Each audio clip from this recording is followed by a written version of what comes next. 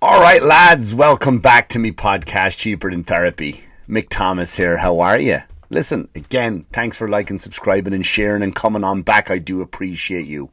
Check out podcast wherever you get your podcast from: iTunes, Spotify, Anchor, where I house it, and of course, if you want to see this pretty mug, it's on YouTube. Give it a check out. Also, my other podcast with the Manxiety Show.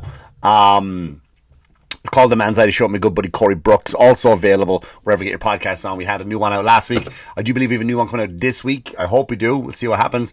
Come see me live, right? The dates are starting to tick away. If you haven't seen me, we'll talk about Texas in a minute. But in March, what we have coming up on the 6th and 7th on Long Island, the Argyle Theatre. Come see me there. Also on the... that's Monday, Tuesday, Wednesday. I'm down on Wednesday. So Monday, the 6th and 7th is Monday and Tuesday. I'm in the Argyle Theatre. Wednesday, I am down in the Manahawkin Theatre in New Jersey, South Jersey. People have been asking me to come to Jersey. And then on the Thursday, I'm up in Peekskill, New York Theatre up there. Friday, I'm in Brooklyn, some private thing. And then I'm heading out on the 15th to Zanies in Chicago. From Zanies in Chicago straight to Florida, I am on St. Patrick's weekend, Madcap Comedy Club. From there, straight over the next day on the 19th to Zanies in Nashville, which I can't wait to go to. Flying from Nashville up to Mohegan Sun, Wilkes-Barre, Pennsylvania. Wisecrackers, 2 shows that weekend, Friday and Saturday. Very next night, 26th, heading down to the Orlando Improv, closing out the March Madness with my buddy Sean. Dan Barry's with me along the way. Another friend of mine, Adam Sneer, might be popping onto a show. That's where I am. Come see me. Now, before I go any further, I want to tell everybody about Texas and what went on in Texas. But before I do, as you know, if you're new to the show, I'll tell you something about me, is that I never apologize for jokes. Jokes are jokes, right? They're just jokes. They're not intended to hurt anybody. It's just for you to look at life in a different angle. Maybe chuckle at it. Maybe give it an old brouhaha. So I've never apologized because there's never been any malice behind my jokes. I do that shitty man thing where I go, well, I'm sorry you feel that way. And some people are happy with that. I go, see, he apologized. When really it's a man trick. So ladies, if you ever have your man out there and he says that to you, oh, I'm sorry, I'm really sorry that you felt that way. And she goes, he apologized. We tricked you. So, but I do. Usually I'll do that one, but I never really apologize for the actual joke because it is a joke and there's no ill intent meant for it. But this week I am apologizing for a joke because here's what happened. I was on TikTok. First of all, I'm getting death threats now. And this is true, by the way. This is 100% true. I am getting death threats from the Hells Angels. I'll let that sit for a minute. Yeah, the Hells Angels have been threatening me. And I ain't going to go to the cops. I'm not a snitch. I'm not one of those, right? I'm not El Rata. I'm not El Rata. I'm not going to go to I'm not going to be one of those guys. Snitches do get stitches, I have heard. So I ain't going to do that. But, bit of a confrontation with the Hells Angels. Only me, right? Only me. So I'm on the TikTok. There, you'll find me on there. Mick Thomas Comedy, as I am across all platforms. Check me out, follow me, give me a subscribe. I interact. Each page is different, by the way. I post different content on different pages, so you don't go, well, he's Instagram and he's TikTok and he's Facebook and he's whatever the fuck. It's all the same. It's not. It's all different. So Mick Thomas Comedy and all of the above. So I'm a motorcycle enthusiast, I suppose you would say. I have a bike. I do ride. Looking to get a new one soon. I have 2 in mind. We'll see what happens. And I'm a big fan of motorcycles, motorcycle clubs. I'm not part of a club at all. Although it would be fun, though. It would be fun to start a comedian's motorcycle club. I'm trying to get some comics to start riding. They're asking me about it. My buddy Chuck Nice rides. And we're going to go out riding soon. But anyway, so I'm on TikTok and I'm looking at this page. And of course, the Hells Angels, I follow the Hells Angels. And I see in the video they're doing a ride out. Now, ride out is how many guys they have, and they all just head off. So there was about 20 people in the ride out, 20 of the Hells Angels members, and they started off with president, vice president, come all the way back down. sergeant arms and all that stuff, all then down to the prospects. But at the end of the pack, the end of the crowd of the ride out, there's a Hell's Angel, and he doesn't have a full patch, so he's prospecting, right? So he's not a full member yet, but he is prospecting to get in there. And he's a big fella, right? So all the Hell's Angels were muscular guys, big guys, it's fucking rugged as you see. But at the last guy, he was a big guy, like fat, obese, right? He was an obese man, and it's a lot of leather. That is a lot of leather to go on a cut. A cut is like a leather vest or a denim vest that they cut the sleeves off. That's hence the name cut. You're learning. It's an educational show. And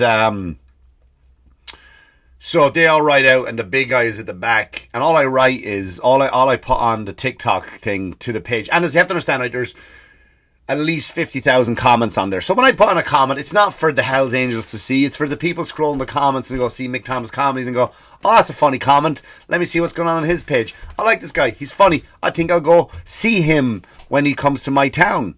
Right? Like Zany's in Nashville on the 19th. So, and all I write was, so here's all I write. And again, it's just a joke. It's just a joke, right? So I wrote this for the people in the comment section, not for the Hells Angels themselves. I didn't think the Hells Angels, I didn't think the VP, the vice president of that chapter, would see it. Right? And all I say was, I go, motorcycle clubs are like a bridesmaid's party. There's always one fat one. Now, I know I can hear the groaning. I can hear some of you cool people laughing. Some of you like-minded people. It's not my best joke, but a joke nonetheless. I didn't want to come out and attack. You know what I mean? It's not. I don't know the guy because I only saw the back of him. I don't know him personally, right? Is it a low-hanging fruit joke? Of course it is. It's not my best. It's not my best. But so that's what I write, and I think I'll post it online. I think that's what I'll do tomorrow. I'll post it on one of the platforms tomorrow. But then I got a message. I got a DM. And I don't get that many DMs on TikTok. They're usually people trying to sell me stuff. Or someone trying to, hey man, I liked your joke. And I say thank you and I write back to them or whatever. Most people comment to me in the comment section. And so I get a DM and it is from the VP, the vice president of the Hells Angels, of that chapter. And oh boy, he wasn't happy with Mick Thomas. He was like, oh yeah, so you want to have a go at one of the angels? I was, no, one of the 8 ones. The 8 ones. 8 ones mean 8 is the 8, H is the 8th letter of the alphabet, A being 1. The 8 ones, right? That's what he said. You want to have a go at the 8 ones? You think you're fucking tough? You think you're tough? Well, how about we come to your town and just show you what a fat guy can do, a fat member of the Hells Angels can do. I was like, don't do that. Don't do that. I'm just a clown. So he said, well, when you come to California, we're going to be watching for your dates and we're going to show. I mean, if you buy tickets, that's great, right? I mean, I like that. I mean, the Hells Angels have a big following, big numbers. So maybe if there's a back entrance, the comedy club, which I'm sure there is, which is the one I'm going to in LA, I would like to go in, have all the Hells Angels turn up, watch my set, right? Don't heckle, lads. Watch the set. And then I'll fuck off at the back door. And yeah, you never know, I might win your hearts over. I might be, right, because I do ride myself, right? I do follow the rules of the road, two down. I'm one of you at heart. I'm one of you without the mass rapings that you guys did in the 70s. I'm doing it again. I'm dead. I know what I'm doing. Anyway, but they're definitely, read Hunter S. Thompson's book or just read a news article. But yeah, so, and I didn't know like the Hells Angels, right? If you don't notice like how much control, how much power they have towards motorcycle riders. So if I wanted to set up a comedy club or a comedy motorcycle group, just me and 12 comics and we all ride bikes. Let's have a club. We'll raise money for charity. We'll do a great thing. We'll have the fucking Chuckle Riders, fucking Giggle, Laffy Biker Club, whatever the fuck it is. You can't just set that up, right? This is an actual fact. You have to go, because I guess they're the original, like CrossFit. If you want to open up, those assholes, if you want to open up a CrossFit gym, you can't just go, I want to open up a CrossFit gym. You have to write to the head of the CrossFit company, even though you understand the workouts and what needs to be done. even though you've trained with CrossFit, you have to go get their permission to set up a CrossFit gym.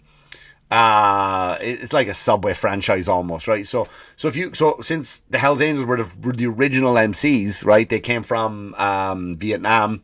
When they get back, there's a little history. They came back from. I hope I'm doing the justice, lads. I'm already on your shit list. But they came back from Vietnam. They took the name Hells Angels from the airplanes. Society, all the people were spitting on them. You fucking baby killers. Much like what happened to John Rambo. And then they said, fuck society. We're going to start our own motorcycle club and we're not going to obey the laws. And that's how the Hells Angels were formed. Basic, in a nutshell. So they're the original when it comes to motorcycle clubs. So if I want to set up a Chuckle Riders motorcycle club, I have to write to the Hells Angels. They have to approve it. And then I have to send them our logo that we want to do for our patch, and they have to approve it. Isn't that weird? So I think any chance of me setting up my own MC is now gone, right? I can't set up a comedian's version of Sons of Anarchy, right? Well, Sons of Malarkey, whatever you call it. I don't know. So long story short, to the Hells Angels, I do apologize, and I do ride also, and I love my kneecaps.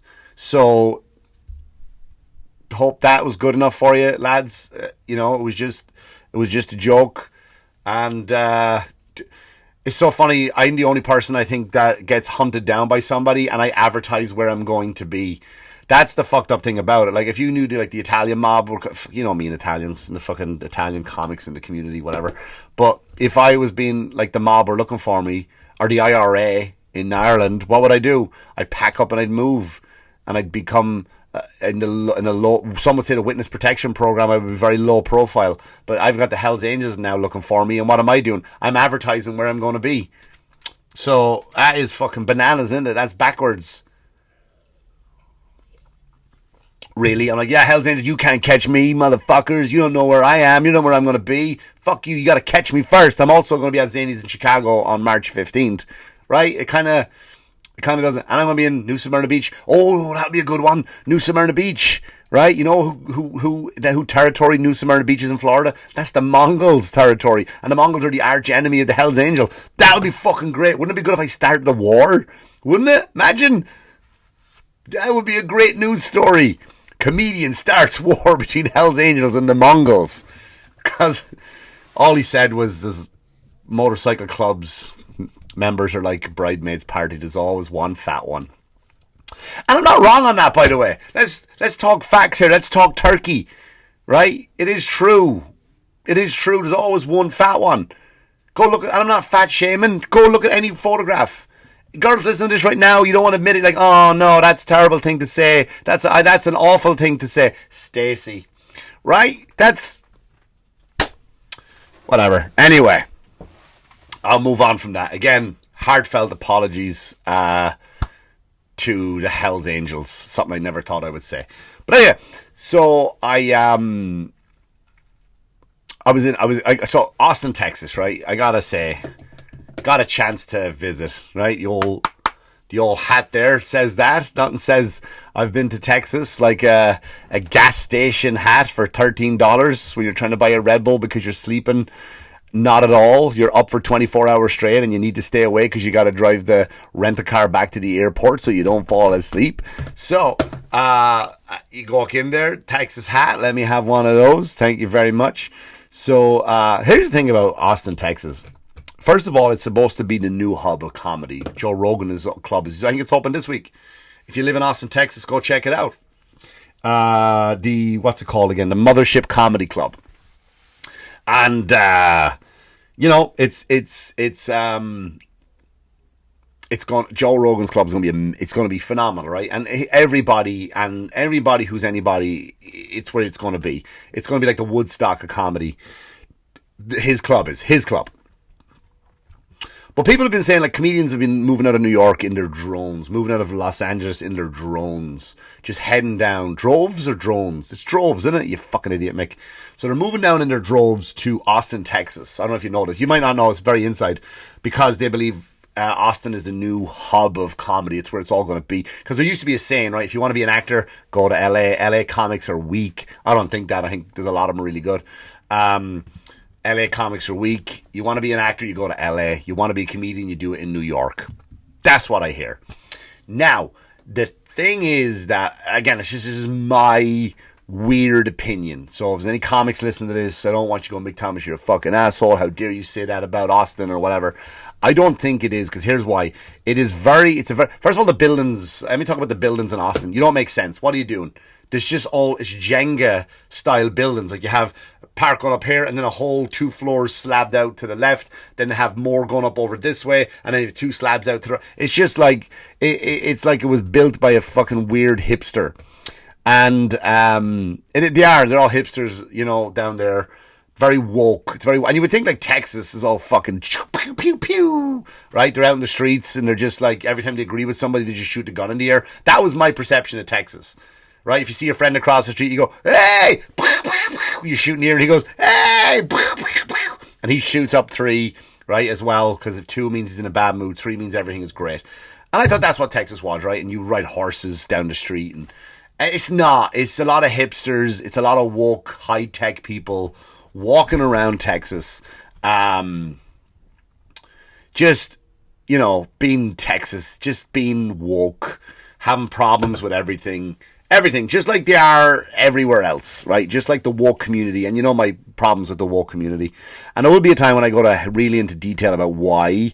But I can't right now, and I'll tell you. There's stuff coming up that I need to take care of in the industry before I go on a rampant fucking killing my career speech about the woke community who runs Hollywood. But anyway, so it's full of woke people down there. That's what I saw. Again, it was my perception of what I saw, right?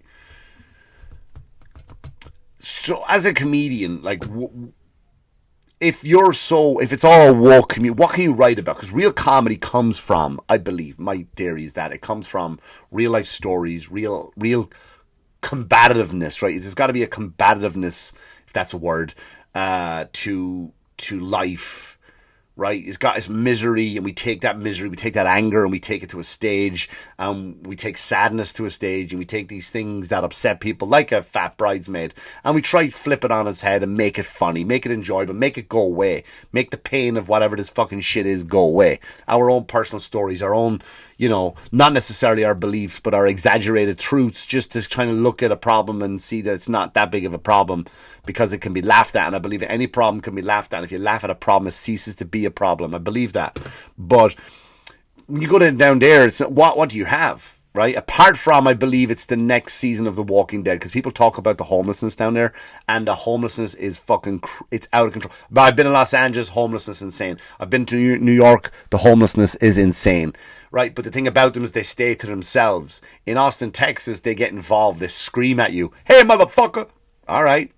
One goes like, hey, motherfucker, give me your hat. I go, I'm not wearing a hat. This is before I bought this. I bought this on the way out. Hey, motherfucker, give me your hat. I can't give you my hat. Why? You know what I mean? That's the mentality. And I got to see a friend of mine down there, 2 friends down there, my buddy Nicky and Rob. And I got to hang out with them. And that was great. And I went to the Creek in the Cave. Creek in the Cave. People are phenomenal there. The staff are great. There was comics there too. A few of them, I can't mention their names, I don't remember. You know, and they were nice. They were great. The people of Austin are great, right? As kindness goes and as individuality goes. But I just don't think it is the place that's going to be the hub of comedy. Right, I think the other comics, the legends who are going to be there at Rogan's new club now, are going to be the greatest of all time. That are going to come down to that place, but then leave. That's what I believe. Look, that's just what I believe. But I just think I was expecting it to be. I don't know, man. I was expecting more from Austin. It's again, the people are great, but when people talk about how great the food is, Me and Sean Finnerty were there. My buddy Sean Finnerty. We're going to be on the road together all this month. But we went to some barbecue place, and it was supposed to be a recommended place, by the way. You go to car rental place, and they're like, you got to go to and I go, all right, do you have the address for right? Talk to me, mate. She finds a place online, go there. I go, all right. It's the most talked about, all the stars it gets on Yelp. And I go there and I eat the food, and it's like,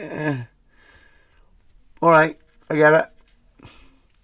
I don't know, man. I think it's just, that's just my opinion of Austin. And again, I love the people. They were great. So I'm not, if you're listening to this and you're from Austin, don't go, well, fuck you, man, you're shitting on. Well, that's not your sound from Austin anymore, because you're those imported tech people now. Oh my god, I just can't believe what you said about Austin. This guy is having a problem with our scooters. I ain't having a problem with you, fucking real tech people. These other fucking idiots can fuck off. These people who just get dropped in different towns and states during the pandemic and they try and make it. Or you take a cool place like Texas, you take a cool place like Florida, upstate New York. You take all these cool fucking places that were just left alone by people who just lived their lives normally. The wokeism, the government couldn't touch it. The political beliefs couldn't touch them. And they lived their happy lives and there were secrets. They were like a secret little town, you didn't know about it. And these fucking tech fucking idiots come in dressed with their fucking woke bullshit and their we're coming to this town. Listen, I know you have a lot of barbecue, but how come you don't have any Vietnamese restaurants? It was fucking Austin, Texas, in it. Yeah, but I think you should have Vietnamese restaurants where everybody wears a Flavor Flav clock and we all drink champagne from a bowler man's hat. Right? It's just those kind of cunts. Right? Just stay away from those places. Because I believe Austin, Texas probably, and maybe I didn't see that part of it, right? Walking up 6th Street, everyone thought, go to 6th Street. It's like Bourbon Street in New Orleans. No, it ain't. It's fucking drunks falling out. And every single fucking place has a guy playing a guitar. If I fucking hear Friends in Low Places again, and I love Garth Brooks, I like country music. I just got into it. So it was all hyped about going to Austin. I've been into country music a little bit now, maybe a year or two. Get into it, loving it, feeling the groove.